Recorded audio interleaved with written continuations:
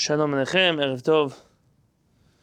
Attached to the invitation in the Google Classroom, the Zoom invitation at the bottom, you should see a PDF of Nachalat Avot of Rabbi Yosef Masas. We're going to be in that PDF on page 366.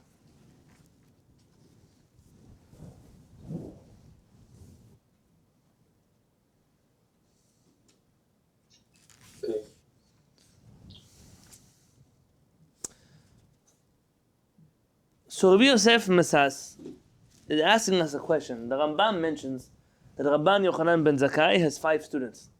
Those 5 students are also mentioned in the Mishnah in Masechet Avot.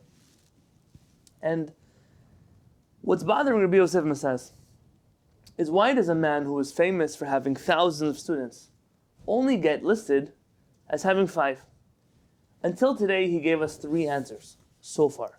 The 3 answers he gave us, if I could summarize, is the first, that there are students who have a set rabbi, and even though that's their set rabbi, they still go from one rabbi to the next. They jump around different rabbis, and because of that, they are, yes, students of a rabbi. You ask them, who's your rabbi? They'll tell you who he is.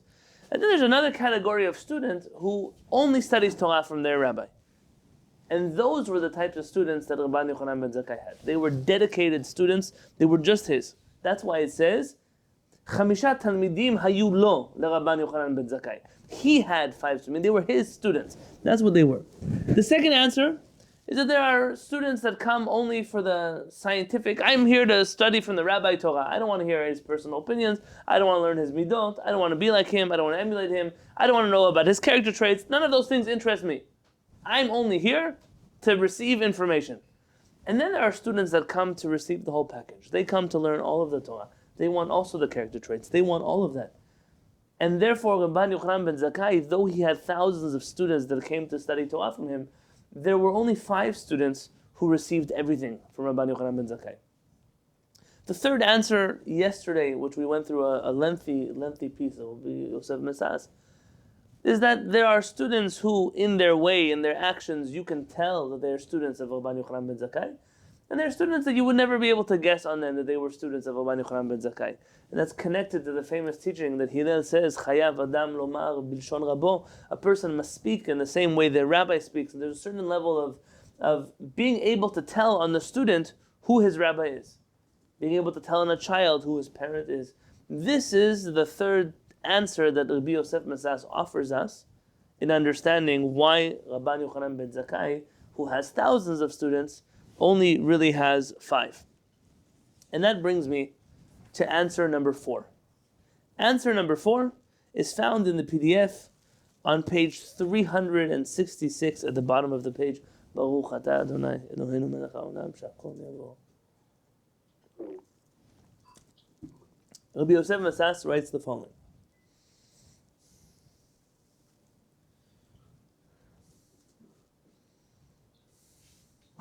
Yan, Mikol Alfei Talmidav, the bottom paragraph on 366. From all of the thousands of students that Rabban Yochanan Ben Zakkai had, Lo ha'eshiru et ha'kabbalah shel Torah sheba'al peh, ela hem bilvad. No other students ha'eshiru, enriched the transmission of the oral law aside from these 5. What does it mean they didn't enrich the transmission of the oral law? It says, Ki kamohu hishtadlu me'od me'od lehamid talmidim harbe. Like him, they went out of their way to increase the amount of students that were learning the oral law, meaning that they emulated him not just in the way he spoke, not just in his character traits, but also in that attitude of making many students for themselves, and therefore enhancing the oral transmission of halakha, meaning making sure that there are enough people that are learning halakha. So they were not just students who sat there and learned, but they were actively involved in his life's work, which was to increase the knowledge of Torah sheba'al peh. And that's why it says that he had for him, Dahainu hayu lo le'ezer u'leho'il be'amshachat ha'kabbalah. They assisted him in there. We're on page 366 of the PDF Nachalat Avot. they assisted him in his mission of continuing the oral Kabbalah, the oral transmission of halakha. Hen be'odenu chai, while he was still alive, shayu rashei shivot. They were heads of rabbinic academies. Ve'ozrim al yado b'chol davar, and they helped him with anything he needed. Ve'af ki achrei moto himshichu od Kabbalah, and even after he passed away, they continued his Kabbalah. I'll tell you the truth, is that many times in my life I've considered I would rather give up many things, the comforts of living here, the way I live in America, just to go be Harav Peretz's driver in Yerushalayim, to drive him from point A to point B to point C. Just that service of Harav Peretz and getting that Torah that he teaches to the world, I'd be willing to give up many things for that. No, Harav Peretz doesn't let. That's why you're stuck with me here. But when it comes to Talmidim, there are two types of Talmidim. There are those who give of themselves to continue the mission of the rabbi, and there are those that just come, they study, and they go. I'm going to add something here that Rabbi Yosef doesn't say. But I think there are two types of Talmidim in the world that fit into this category. Not all Talmidim who don't continue the Kabbalah are because of malice. I think maybe it was Albert Einstein or somebody else who said, do not attribute to malice what you can attribute to stupidity. Not everything in the world is malicious. Some things are just... There are students who truly understand the life work, the mission of the Chacham who they learn from. And they make it their mission to accomplish that end goal. And they realize very quickly that it's not just when their rabbi is alive, but this is many, many years after he passes, that the goal, the point, what he came to the world to do still needs to be done. And they dedicate themselves entirely to that continuity of their rabbi's message. And their students, I don't think, if you ask them, what is your rabbi's dream? What is your teacher's vision for the Jewish future? It's not that their rabbi doesn't have a vision for the Jewish future, it's that they have no capability of understanding what the vision for the Jewish future should look like. And because of that, they don't sign up for the whole package. They don't see how all these pieces connect to each other. We are lucky in Kehillat Shaar HaShamayim to be a small community. But imagine if we were a huge community. So how many of you would really know what goes on in the Bedin, or what goes on in a Facebook learning forum, or what happens on Zoom, or what happens on YouTube, or the fact that you know is because you're involved, you're there. But in a bigger community, I'm certain that the rabbis do all kinds of things people don't even know about, because they didn't sign up for the whole package. They're not there for the whole mission. They're just there for the herring and the kichel at the end of Kiddush. That's what they came for. They didn't come for anything else. Or for the chamin in Iraq, whatever synagogue you go to, it's going to be the same thing. They didn't come for anything more than that. And therefore, I think it was menorahs and mashka, very good. Menorahs and martinis and whatever you need. They didn't come for the bigger picture. These students of Rabban Yochanan Ben Zakkai, they came and they wanted to continue his life's work in his lifetime and after his lifetime.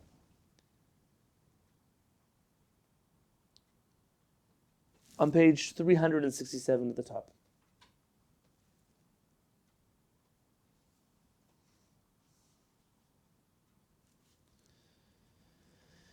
Mikol alfei talmidav, from all of the thousands of students Rabban Yochanan Ben Zakkai had. Lo masu atzman alav lesakana ela elu hachamisha bilvad. Remind me again the generation of Rabban Yochanan Ben Zakkai. He's famous for being the last leader before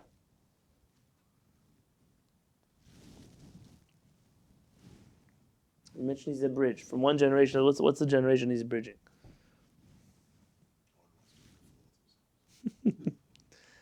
He was the last Chacham of the destruction of the Beit HaMikdash. He essentially brings the Jewish people into a whole new era post Beit HaMikdash Judaism. Was he before the Hashmonaim are by the Greeks, so now we're by the Romans. Yeah. So that was before the Mishneh Torah to get the rabbi's name. This is Rabban Nasi.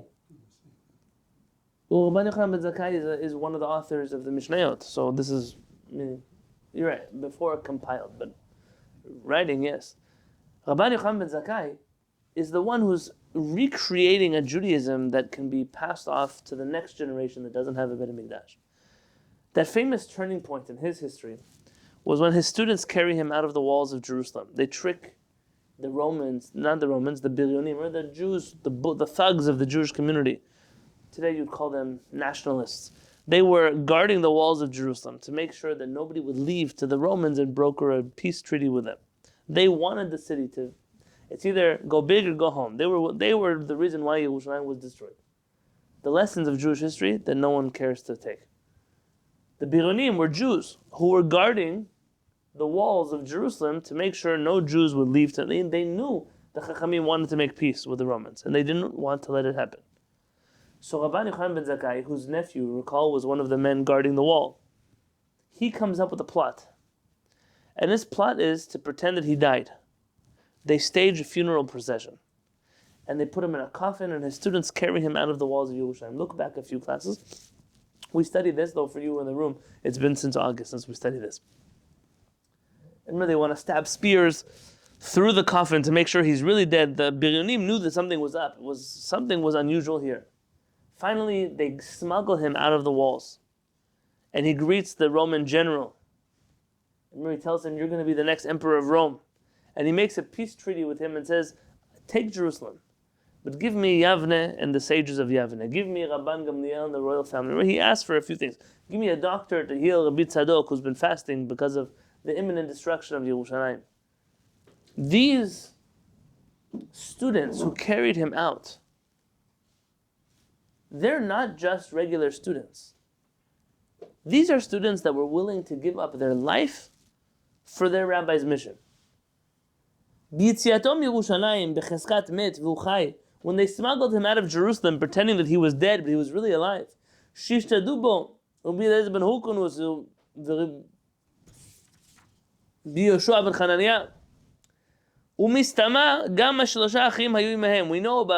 ben Hukunus. We know about Rabbi Yoshua ben Chananiah that they smuggled out the coffin, but it wasn't enough. Two people can't just carry a coffin. There were more students. Mistama, likely that the other three that were with him also accompanied the body. Two people can't carry a body for a very long distance. I hope you never have to experience it. Have you ever been to a funeral? You've carried a body before? It's very heavy. It's not a simple thing. Sometimes 6 or 7 grown adults that are tough people have a hard time carrying a coffin. So don't think that just 2 people are going to be able to do it. There must have been more students. Says Rabbi Yosef Mesas, likely that the students that are mentioned in this Mishnah were the students that smuggled the rabbi out of the walls of Jerusalem. From his home until the cemetery, which is very far out of the city. Those of you who've been to Yerushalayim, imagine you're in the old city of Jerusalem. You're standing on top of the stairs that go to the Kollel. Pretend that's where you're hanging out. So elevation is a little bit different in the times of the Talmud, because as Jerusalem is a city that has been destroyed and rebuilt, all of a sudden the city is much taller than where it used to be. But let's imagine, for just rough image sake. You're standing over there by Burger Bar. I don't know. You're standing by somewhere on the top of the stairs of the Kollel. Now you have to carry Rabbi Yochanan Ben Zakkai's body from there all the way down, out of the walls of Jerusalem, across the valley, up into the cemetery on Har HaTzofim, Mount of Olives, Har HaZeitim, Mount of Olives, right next to Mount Scopus. That's a serious walk. 2 people don't carry a coffin that far. It was a group of people that carried him. It's even a bit of a drive in a car. That's correct. And therefore, and so certainly there were other students that were there with him. And the 2 were mentioned because they were the greatest of the 5. And this appears to me to be the answer in my simple understanding, says, with Hashem's help. So these last 2 answers that Rabbi Yosef Masas gives us is not like the answers we said before. There were students that were they were the dedicated students. They only had one rabbi, or there were students that they learned only Torah, but these learned Torah and everything else. Yesterday we mentioned about the students who They also emulate even the speech of their rabbi. You can tell on them who they studied from. But this answer here is telling you that there are students that are willing to give up their life for the mission that they received in the Beit HaMidrash. And you see this in their actions. When I say give up their life, I mean literally give up their life, not just work hard. Push comes to shove, what are you willing to do in order to remain a talmid of your rabbi? And not for the sake of some kind of hero worship, chas v'shalom, for the sake of understanding that this type of Torah, the students of Rabban Yochanan Ben Zakkai were aware that their rabbi had a vision for the future of Judaism.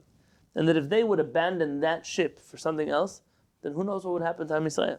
It wasn't a matter of worshipping Rabban Yochanan Ben Zakkai.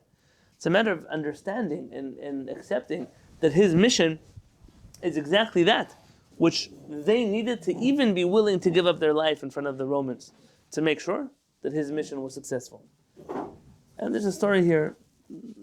I would love to read stories with you, but they're very long stories. If you look on page 370. There's a term, clairvoyance. It's considered a very useful. It means clear vision, and a Navi had clear vision to see what the future is going to bring based on the present situation. And it seems like there's always forces that are reactionary there. Just thinking of the moment, Jerusalem or die. Let it burn. Don't let anybody go out. But for the continuation of the Jewish people, it was necessary to keep the Chachamim intact. My uncle, alav shalom, Dan, taught me how to play chess as a kid. His father had taught him how to play chess. And sometime in the beginning of COVID, I decided, I have some free time more than I used to have. I want to teach my kids how to play chess. And chess is a fascinating game. I'm not one of those people who say spend your whole life playing chess. Also, you can waste your time playing chess. But what's interesting about chess compared to other types of games, you have to have a long-term plan. It's not just about, this move and I won the game, bingo, jackpot. You have to know which pieces to lose, because you're going to lose pieces. Which ones are you going to lose? Which ones are you going to keep?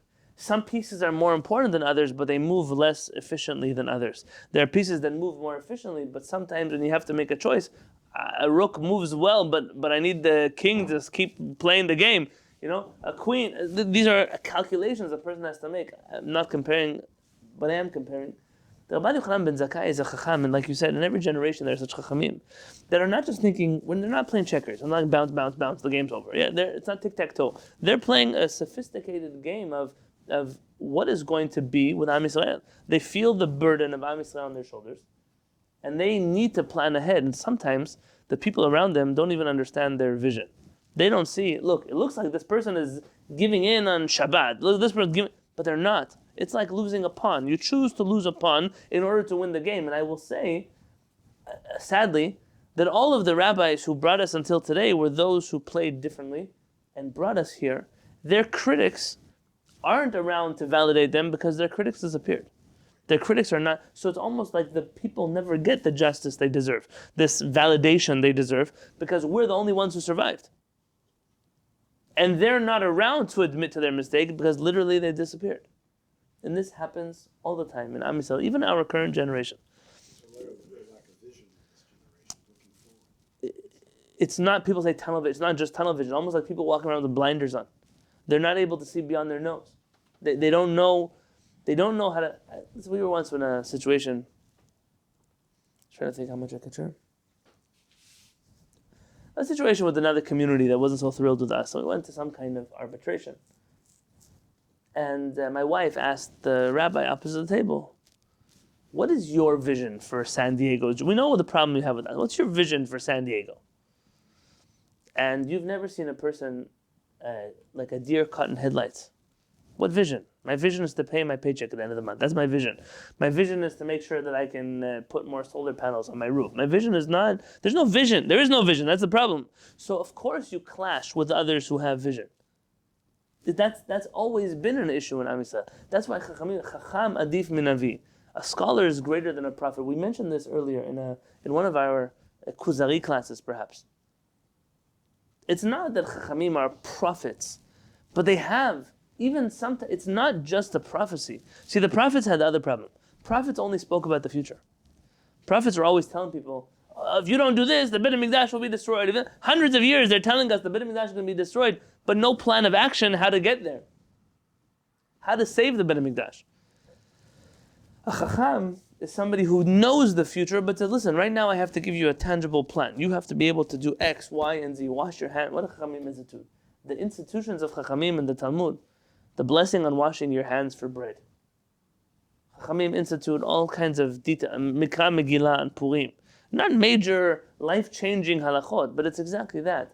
They gave people a roadmap how to get to the vision of the prophets. Something the prophets were so busy in the future, not giving us a plan to do. It requires both elements, a vision and also a practical, feet on the ground ability to deal with people. I will tell you that in our generation, and it's been already this way, likely since the Holocaust, especially in America, but also in Israel already. The European model of Chacham, the epitome of a Torah scholar in Europe, what's the greatest position you can hold as a Talmid Chacham? Anyone know? What's the most prestigious Ashkenazi rabbinic position? A Rosh HaYeshiva. To be the Rosh HaYeshiva. The head of the yeshiva. In the Sephardic community?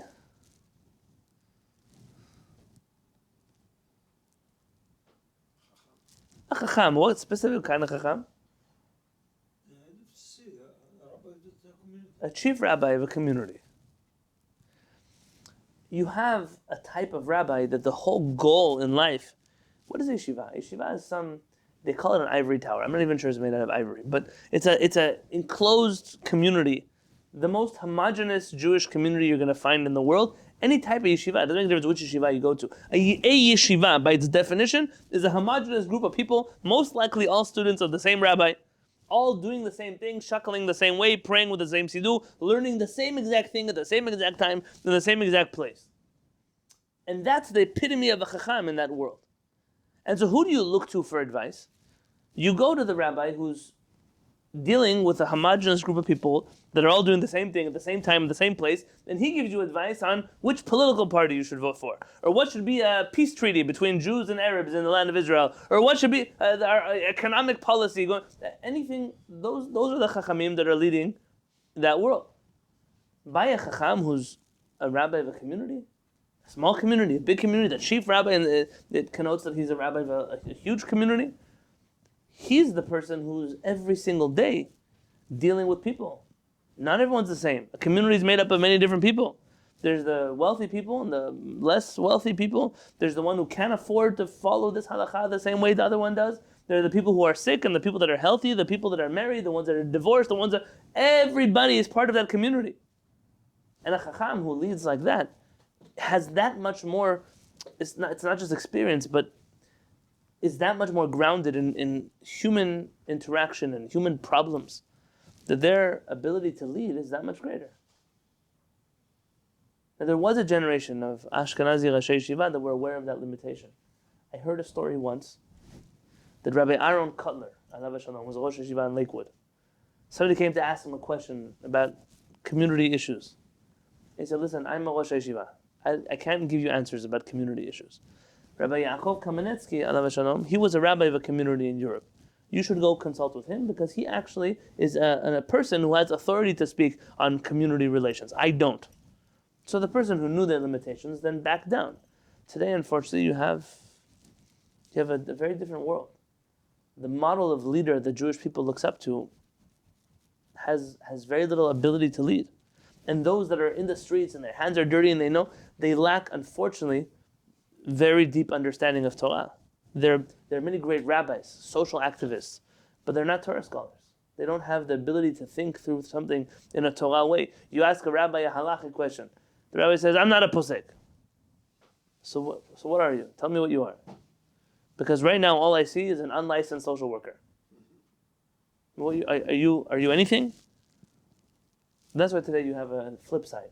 So all the rabbi, I'm a boxing rabbi, I'm a jumping rabbi, I'm a running rabbi, I'm a wrestling rabbi, surfing rabbi, because the rabbi doesn't do anything. So he has to do something else that justifies his position as a rabbi. It's a very unusual world. Rabbi Yosef Masas concludes on page 370. We learn from this. The student who really appreciates his rabbi will give up his life, not martyrdom, will risk his life to save his rabbi in a bad day. That's really who's considered a student.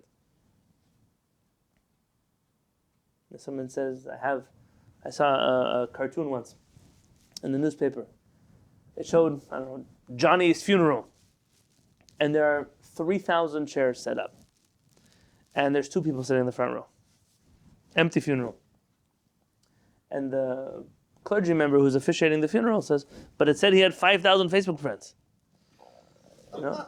And it's unfortunate. He did have 5,000 Facebook friends. That's why they put out 3,000 chairs. But really only 2 people came to the funeral. Everyone, oh, my best friend here. Oh, they're such a good friend of mine. I'm a good friend guy. Everyone has good friends. But tell me what happens when your car breaks down on the side of the road, 2 o'clock in the morning, and you don't have AAA. Why? Because you're trying to save $80 a year, yes? So which of your friends can you wake up at 2 o'clock in the morning to come get you? I'll tell you a story. I was in New York with my wife. And when we first got married, maybe a year after we got married, we had Al-Hanan, he was a baby. And we're driving on the... Rabbani, tell me which bridge I was on. I don't remember the name of the bridge. The bridge by the Bronx. We're getting off the Goethals Bridge. Getting off the Goethals Bridge? Okay, great. We're getting off the Goethals Bridge, and we're right in front of this, they have these meters where you pay, like there's people that you pay them, easy pass lane. So we're there in line. We borrowed my brother-in-law Sruli's car. You've met Sruli here before. And it's an old car. And the car starts making funny noises. And so the rabbi's like, what should we do? And she's planning to pull over. I said, Lisa, why pull over? I'm the son of a computer engineer, When a computer doesn't work, you just turn it off. Turn it on again, right? That's the first thing they tell you, Restart the computer, Every time you call tech support, it doesn't make a difference which company it is. HP, Microsoft. Did you try restarting your device? Yeah, watch. We turn off the car, it doesn't start again. Now, this isn't San Diego, Cheva. This is New York. Behind us, 100 cars. They're all honking at us, trying to get us to move.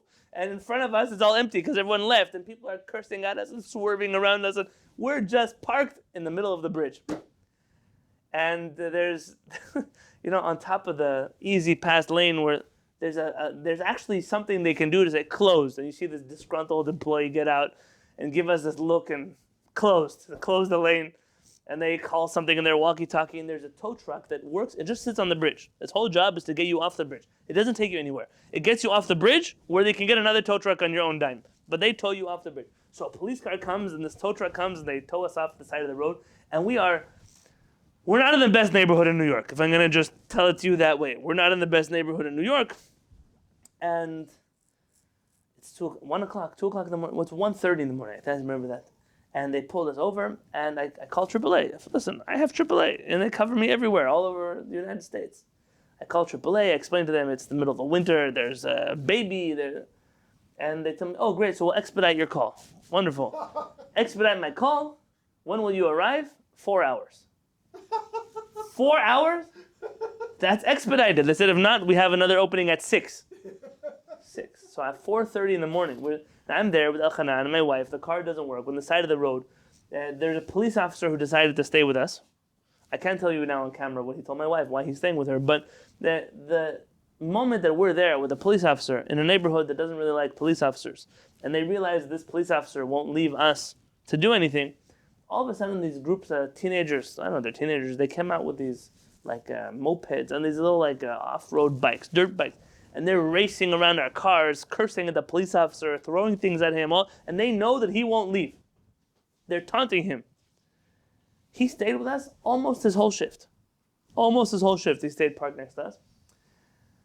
I'm still waiting for AAA. My wife sends a message to her family, and one of my brother-in-laws, so my brother-in-law Avrumi, who lives in Muncie, that's like an hour and 15 minutes away, gets in his car with his wife, drives all the way to us, picks up my wife and my son, drive back to Muncie. They leave me to deal with the pickup truck driver, tow truck driver. And I was thinking to myself, my wife is one of 13 children. I have siblings in New York. I have friends. You know how many friends I have in New York? But who can I call at 2 o'clock in the morning to come pick me up from the side of a bridge in the middle of the winter? And that tells you, when you pick your friends, you're allowed to have a lot of friends. But don't exaggerate the relationship that you have with your friends. Ask yourself the question, if my car was broken down on the side of the road in the middle of the night, would this friend jump out of bed to come get me? And it doesn't mean anything bad about them. It just means you probably have 1 or 2 best friends in your life, if at all. And if you do, hold them close. Ignore the rest. Says Rabbi Yosef Masas, V'chen asu 5 talmidei Rabbi Yochanan Ben Zakkai. And these were the 5 students of Rabban Yochanan Ben Zakkai.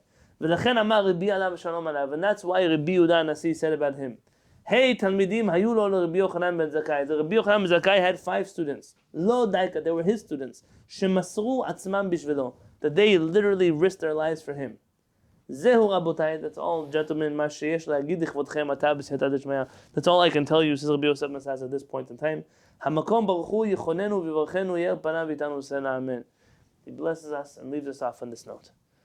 B'ezrat Hashem, starting on Monday, I will be taking apart the life and legacy of each one of these 5 students of Rabban Yochanan Ben Zakkai. And we will be gleaning from their lives everything that we could possibly learn about, musar and midot and character traits and vision. Every one of these students is greater than the next one. And it's almost like biting off a bite more than I can chew. The 5 students of Rabban Yochanan Ben Zakkai are very unique people. And we're going to spend the next couple of weeks discussing everything we can about their lives and their teachings. But that will continue, b'ezrat Hashem, on Monday night here in the Kollel.